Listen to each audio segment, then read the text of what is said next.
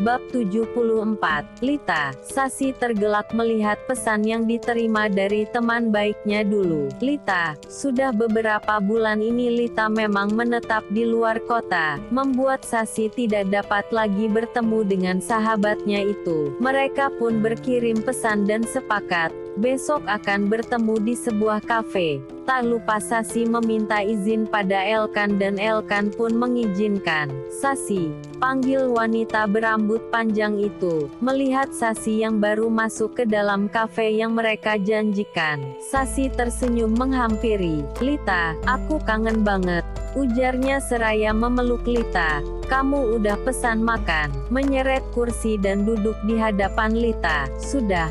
Kamu juga sudah aku pesankan, jawabnya. Ia tentu hafal menu apa saja yang disukai Sasi. Obrolan hangat dan canda tawa siang itu pun gitu terasa. Sasi pun tanpa ragu menceritakan jika ia sudah bercerai dengan Setia walau belum meresmikan perceraian mereka, dan juga ia tengah dekat dengan Elkan. Lita tentu senang mendengar kabar tersebut, walaupun ia tidak tahu seperti apa pria yang dicintai Sasi saat ini. Lita yakin jika sahabatnya itu tidak akan salah memilih pendamping hidup lagi. Tidak berapa lama seorang waiter menghampiri mereka, meletakkan beberapa menu di meja. Kenapa perutku terasa mulas, gumam Sasi, memegangi perutnya. Mau kemana? Melihat Sasi yang berdiri dari duduknya, Sasi yang mengira ingin buang air besar pun hendak menuju toilet. Tapi detik berikutnya rasa mulas itu hilang. Tidak jadi deh, Sasi kembali duduk di kursinya. Lita menyantap hidangan di hadapannya dengan lahap. Kenapa dilihatin saja? Tegurnya pada Sasi yang tak juga menyentuh menu yang sudah dipesankannya. Kamu mau aku traktir? Godanya. Sasi tidak menjawab. Kembali merasakan mulas yang membuat selera makannya hilang. Aku mulas Lit, keluhnya. Ya sudah ke toilet sana, Lita merespon dengan santai. Sasi kembali berdiri dari duduknya. Kali ini rasanya ia harus segera ke toilet karena rasa mulas yang semakin dirasakannya. Namun baru saja ia melangkah, mulas yang dirasakannya semakin menyiksa. Sas, kamu kenapa? Lita panik melihat Sasi yang terdiam. Dengan sedikit membungkuk ia memegangi perutnya. Lita pun bergegas menghampirinya. Sasi, kamu kenapa? Di saat yang bersamaan Setia yang baru melangkah masuk ke dalam kafe memicingkan matanya, melihat wanita yang tengah menjadi pusat perhatian di dalam sana. Sasi, dari kejauhan pun Setia bisa mengenali mantan istrinya itu. Buru-buru ia segera menghampiri Sasi. Lit, perut aku sakit, rintih Sasi. Sasi, kamu kenapa? Mas Setia, melihat pria yang tidak disukainya itu sudah berdiri di hadapannya. Sepertinya mbaknya mau melahirkan, ujar salah satu pengunjung. Melahirkan? Lita dan Setia spontan terkejut. Sasi semakin mengerang kesakitan.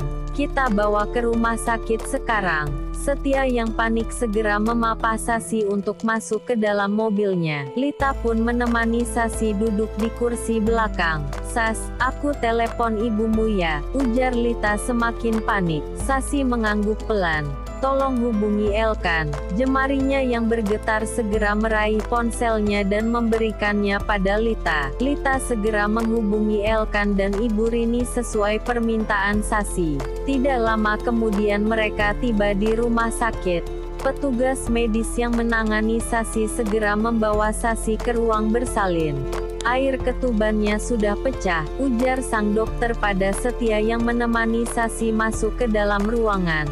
Sabar Yan Bu, ini baru pembukaan 5, sang dokter menenangkan. Namun wajah Sasi sudah memias, ia terus mengerang kesakitan. Di mana Sasi nak? Ibu Sari yang datang bersama Elkan segera menghampiri Lita yang menunggu di luar ruangan. Di dalam Bu, sedang ditangani oleh dokter. Tanpa pikir panjang Ibu Sari segera melangkah masuk ke dalam ruang bersalin. Ibu, panggil Sasi. Suaranya terdengar lemah menahan sakit yang luar biasa. Sasi nak, Kamu yang kuat ya. Wanita Parubaya itu segera memeluk sang putri yang tengah berjuang mempertaruhkan hidupnya untuk buah hati. Maaf, suaminya mana? Tanya sang dokter yang masih mendampingi Sasi. Saya suaminya, jawab Setia. Maaf, hanya boleh 2 orang yang menemaninya, terutama suaminya, sambung dokter tersebut. Secara halus meminta Elkan yang juga masuk untuk keluar. Baiklah, saya akan keluar. Elkan mengerti, walaupun saat ini ia pria yang paling dekat dengan Sasi, tetaplah Setia yang paling berhak untuk memenaninya. Gitu juga dengan Sasi. Sebagai seorang wanita normal, ia tidak suka ditemani dengan pria yang sudah menyakiti hatinya dan pernah menyia-nyiakan kehamilannya. Tapi Sasi tidak sanggup untuk protes. Rasa sakit yang seolah tengah meremukkan seluruh tulangnya itu benar-benar membuatnya tidak berdaya. Renata yang juga mendapat telepon dari sang ibu bergegas menuju rumah sakit dengan Daniel. Dengan tergesa-gesa mereka menuju ruang bersalin. Bagaimana keadaan Sasi? Tanyanya, menghampiri Lita dan Elkan yang masih menunggu di luar ruangan. Masih ditangani. Renata duduk di kursi panjang. Ia tidak dapat menyembunyikan rasa cemasnya.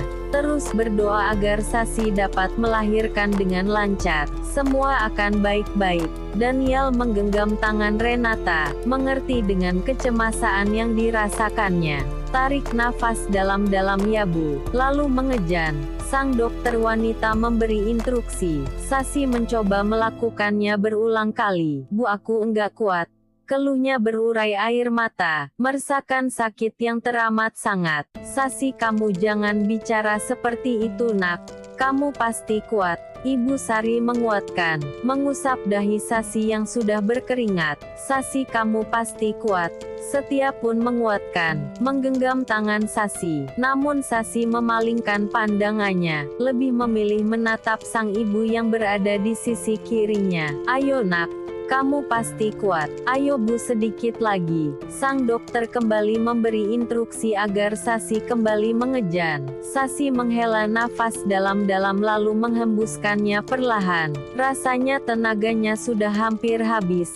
Tapi ia tidak boleh menyerah. Sasi kembali mengejan sekuat tenaga. Detik berikutnya suara tangisan bayi terdengar memenuhi ruangan, melukiskan senyum di wajah Sasi. Nafasnya tersengal, air mata bahagianya lolos membasahi pipinya. Selamat ya Bu, bayinya laki-laki, sehat dan sempurna. Ucapan sang dokter seolah menghilangkan semua rasa sakit luar biasa yang barusan dirasakannya. Perawat meletakkan bayi mungil itu di atas dada Sasi. Bibir mengisap ASI pertamanya. Selamat ya sayang, ujarnya mengusap lembut cucu pertamanya. Air mata bahagia itu semakin berderai, haru dan bahagia. Karena saat ini ia sudah menjadi ibu. Selamat ya, putra kita tampan, ujar Setia yang juga turut bahagia. Ia tidak pernah terfikir jika akan bisa menyaksikan putranya lahir dengan selamat.